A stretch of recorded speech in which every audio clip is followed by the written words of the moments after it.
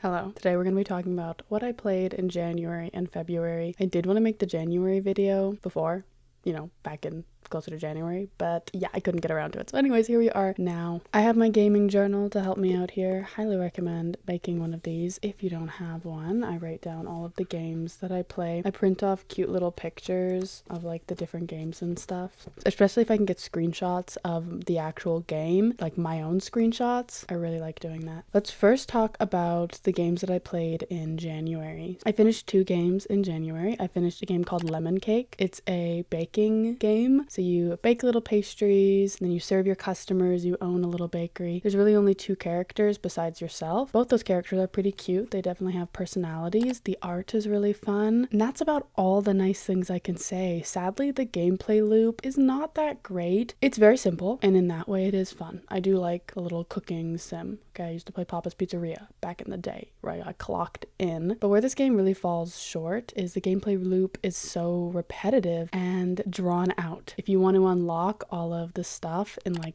have like a little skill tree thing and you get like upgrades, you have to play so many days just to unlock like one thing, which to me just feels like it's being drawn out for the sake of being drawn out. Like they needed a reason for people to play it more. It felt way too grindy in a way that was not fun, and I love a grind. It took me 22.8 hours to complete, and I also 100%ed the game because by the time I completed it, I had gotten like all of the achievements except for one, and it was only going to take me maybe like 2 extra hours to get that last achievement, which was really just to grind out and get more money. There was also a lot of glitches in the game, visual glitches that didn't really affect gameplay. Sometimes the coffee would be really tiny. You could get little coffee for your customers, and it would be a little tiny little coffee cup, and it was not supposed to be like that. It was just a visual glitch where the size would change. Other things like before somebody sits down, there's a menu on the table. Then once a customer sits down, it's a plate. Sometimes there would be a plate and a menu glitching on top of it. Very weird, but didn't really affect actual gameplay. But there were glitches that did affect gameplay. You would be standing directly in front of an object. You'd have your mouse over top of it. The thing would be highlighted and it would click the thing beside it. So you'd be trying to get some flour and the sugar was beside it. So you'd accidentally grab sugar, and then because it's a high stress game, there's like a lunch rush and it's quite fast paced, and you're going really fast and you get into this flow state. It actually is fun. The moment a glitch like that happens, it is so frustrating. This game runs for $17.50 Canadian on Steam. I bought it on a sale. I think it's worth like $12. It's not horrible, and if you like cute, cozy management games, this might be up your alley, but it is $40 on Switch. And you can't even play the Steam version with a controller for some reason. If you made it for Switch, wouldn't that be an easy thing to make Steam be able to use a controller too? The best part about it is the art. And I think that's really it, to be honest. I do want to try more cooking games though, because I liked Papa's Pizzeria, I like management, and I like cooking things. I need to find a good one. Alrighty, the second game that I actually completed on my 3DS. Completed Fantasy Life, and I had 70 hours in it. Such a phenomenal game. I also finished the DLC. Just so cute and nostalgic. I didn't play it when I was a kid, but it has that nostalgic feel. It really captured being a curious, adventurous kid, wanting to explore, wanting to be slightly rebellious against your parents. It just captures that feeling really well. It's super adorable. The art is cute. The gameplay is fun. I liked the gameplay loop. It is grindy at points, but I like a grind, and the grind is fun. The story is super funny. There's like actual funny moments in the story where I genuinely laughed. There's so many unique characters. Even the main character, like you don't really talk in the game. I don't want to spoil too much, but you have a companion. She's a butterfly. She does all of the talking. Very quirky. Like actually has a personality. Isn't just a stale loaf of nothing. I really love this game. So much charm, and I really don't care for story. And a lot of points I was just skipping the dialogue because there was some moments where I was like, okay, can we speed up the story here so I can get back to the game? But for the most part, I genuinely enjoyed the story, which is a feat for me because once again, normally in story, I'm like, I have no interest. Okay. Tons of characters that feel interesting and memorable. They all have dialogue that I genuinely laughed at. I really enjoyed myself playing this game. Other games that I played in January include Dead in Vinland. I've been trying to 100% that game. I have, so back in beginning of February, I had 156 hours. I probably have a little bit more now because I did play it during February as well, but I did play that in January, still working on just 100%ing it whenever. Sometimes when you're playing and you're playing all these new games with all these new systems and stuff, it's nice to just play a game that's almost mindless, even though it requires strategy, because you know the ins and outs and you know how it works. This one might make people a little upset. I started Ocarina of Time in January and I DNF'd it after 4 hours. I think that if I was a kid when I played the game, I would have loved it. I think as a kid, if I was playing it, I would have so much fun just exploring, not really knowing what I'm doing, talking to the NPCs, maybe making as much progression as I possibly can, but getting stuck and being okay with that. But as an adult, I don't want to open a game guide multiple times during a play session. I was with the Gorons and he was like, you gotta sing a song for my brother. And I was like, okay, easy enough. I know this song. I sang this little song everywhere. I thought maybe I have to do parkour to find his room because I didn't know where his room was. I did it everywhere I could sing this little song. Okay, I thought maybe his room isn't even in the little city they have. Maybe it's somewhere else. Anyways, you have to sing it specifically on this rug outside of this door. Yes, there is enough context clues for me to have figured that out. But no, I did not figure it out. I do think that it is slightly a me problem. Maybe I am just a little bit dumb, but I just hated the fact that I knew what I was doing and I couldn't figure out where to sing the song. I had to sing it specifically on the rug. You can't sing it anywhere else. It's not a very big rug either, okay? So I had to look up a guide. There was also another point where I was trying to get to Princess Zelda. Once you get past the Chicken Man, there's like guards blocking where you need to go. I tried everything to be stealthy, to do anything I could, to just run right through it, to attack the guards, anything I could to get past these guards. The guards are planted there at night. They're not there in the morning. I just had to go in the morning, but there is nothing to tell me that I had to go there in the morning. So I was just kind of like aimlessly trying my best and I had to Google it. I just want to have fun while I'm gaming, and sadly, I didn't have fun when playing Ocarina of Time when I had to pull up a game guide, but I did have fun in a lot of the other sections. So I don't know, maybe one day I'll go back to it. I really liked the tree dungeon. I had a lot of fun with that. I had a lot of fun with a lot of things, but sadly, I just didn't have as much fun as I was having playing other games, so I just kind of dropped it so I could spend my free time playing the games that I was actually enjoying. I also played a lot of the New Horizons 3.0 update, and I had a lot of fun with that. I still do play Animal Crossing New Horizons time from time, but it really is like an open it up for 15 minutes, do my dailies, and then close it, and I don't play every single day, sadly. But look, I took a little picture on my island. Do you see that? And then this is from when it was my birthday. These are some of my villagers, and this is my little house in Animal Crossing. Super cute. I wanted to play Resident Evil 7 in both January and February, but I'm such a scaredy cat that I never got around to it. Maybe March. We'll see. Can I finally finish Resident Evil 7? And the last game that I played was Final Prophet, a shop RPG. At the end of January, I had 7.1 hours. And I was having a very good time. It's very quirky. We'll kind of jump because I did play more in February as well. So by the end of February, I had 16.9 hours. At this point in the game, I feel like I'm really close to the end, and I love its quirky charm, but I am kind of looking forward to putting the story to a rest. I really feel like it's just gearing up to end. I feel like I've done basically everything. I'm just trying to make more money to kind of get me into that end game and finish things off. This is a very interesting, fun experience. It's a pixel art RPG. This is the controller I use, and I found that moving my character with this little thing wasn't as accurate as I would have wanted. So I end up using, what do they call this? Do they call it a D-pad? I don't know actually. But I use this thing to move my character because it's a little bit easier. So it kind of feels retro. I really like this game. It is super weird, like super weird. I don't want to spoil anything, but I will say that there's an evil devil horse hell dimension. You also collect apples that have magical powers. Very weird. All the characters have this kind of weird art style except for this bird who is a hyper-realistic bird. It's just a picture of a bird. Such a weird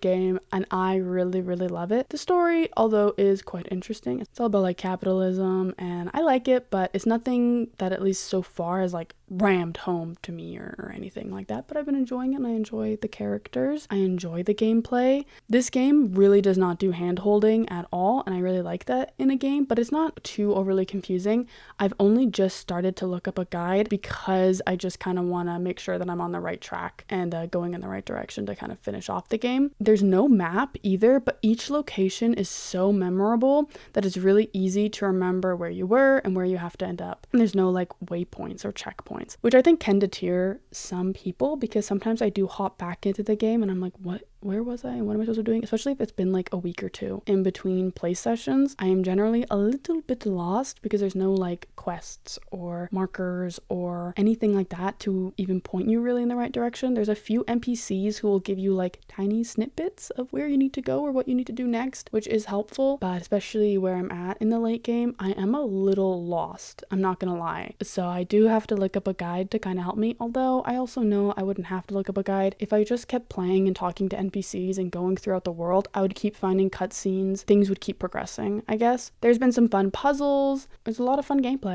I like the gameplay loop. I enjoy the characters. Everything so far has been really enjoyable. So I'm really happy that I gave this game a try, and I recommend that you do too if it sounds up your alley. But now let's talk about what I've actually completed in February. I only completed one game in February. I completed Fantasy Life I, the girl who steals time. So basically, it's Fantasy Life 2, basically, okay? I played Fantasy Life on the DS in January, and in February, I played the new Fantasy Life that came out last year. I really loved this game. Although I will say, the characters, very boring. Very, very, very bland. Literally like every single one of them. I've heard that there was some like real development problems that they were having, so maybe that's why, but I really did not care for the story at all. I mean, I still think it's a cute story, and I don't hate the characters. I still think they're cute. They're just really bland, especially when I compare it to the original Fantasy Life. The original Fantasy Life was so weird and quirky and funny, like actually funny. This game just was not. Like at all, and I was really disappointed because that's like the main thing I was really looking forward to in the new game. Also, I was really looking forward to like seeing my faves. You can find them basically, and then you invite them to an island. You have an island like Animal Crossing. You can terraform it, decorate it, all that stuff. I personally like that, but I also think that there's so many locations. None of the locations are particularly memorable. The original Fantasy Life game, so memorable, really memorable, each of the locations, and they all felt like they were all a part of this one big region. They all felt interconnected, and there was like relationships between like different people in the different regions and the different kingdoms. Really cool. This game didn't really have that, sadly. The actual gameplay though, super fun. Super duper fun. I love it.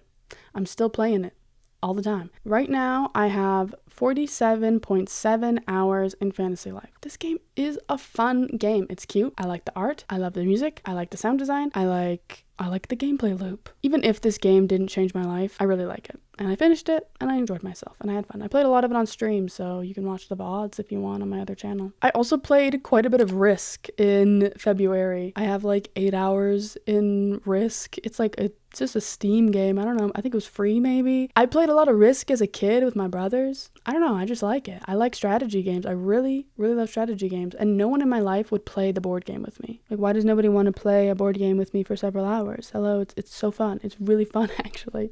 But I really like Risk, and I was enjoying myself while playing this game quite a decent amount in February. I also started Death Stranding. I only have 6.9 hours, but I enjoyed myself a lot. I played it originally on stream, and I've been playing a little bit off stream. But sadly, every time I sat down the game, I just wanted to play Fantasy Life, so I just played that. So I didn't get to play very much Death Stranding, but I did enjoy myself, and I really want to finish it, especially because, so I've seen the new game, and the new game has like a little like she's a little like taller. She's like, so she grew up, the little baby? You can't do that to me. I'm gonna cry. It's a baby. So I really want to finish this game, but we'll see when I actually get around to doing that. I also started Dead in Antares. This is a game that came out February 19th, okay? This is my GTA 6. I already talked about Dead in Vinland. This is the third installment in the Dead in franchise.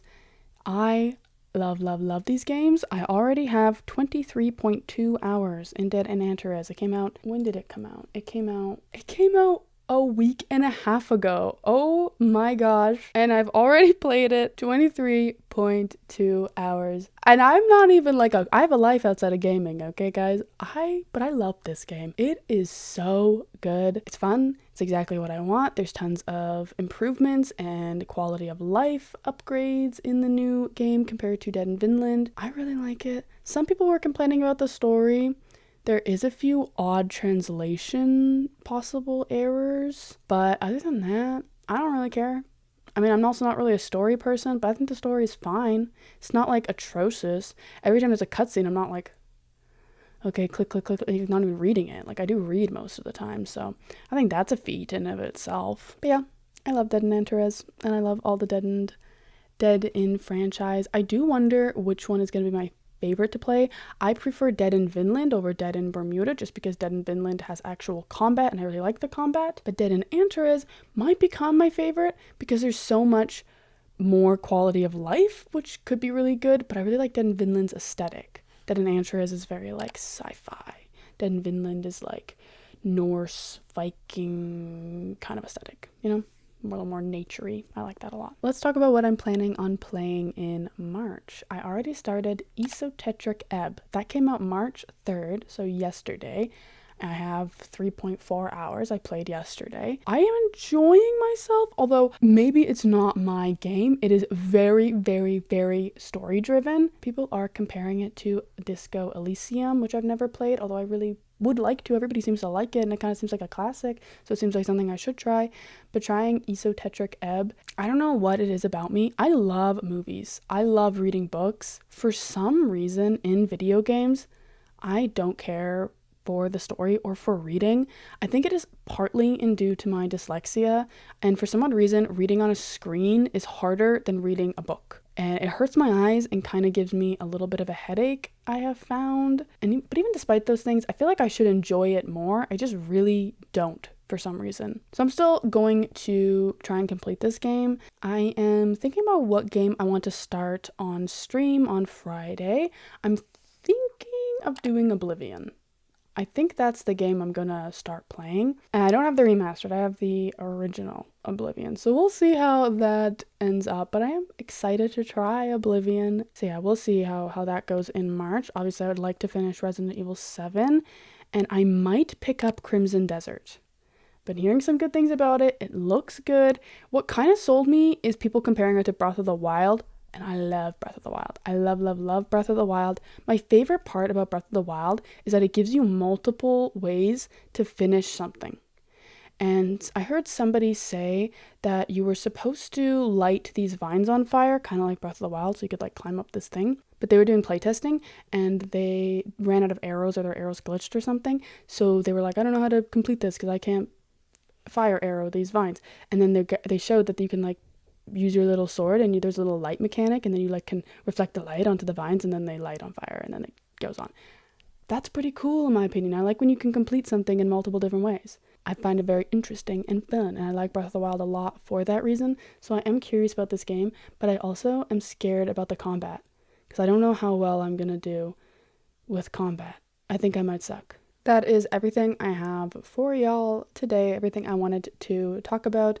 Thank you so much for watching. Let me know if you have any game recommendations for somebody who has played very, very few games, but wants to understand gaming and wants to play more and be better cultured in gaming. Let me know if you guys are going to pick up Crimson Desert as well. I'm curious to see how many people, I've seen the Reddit.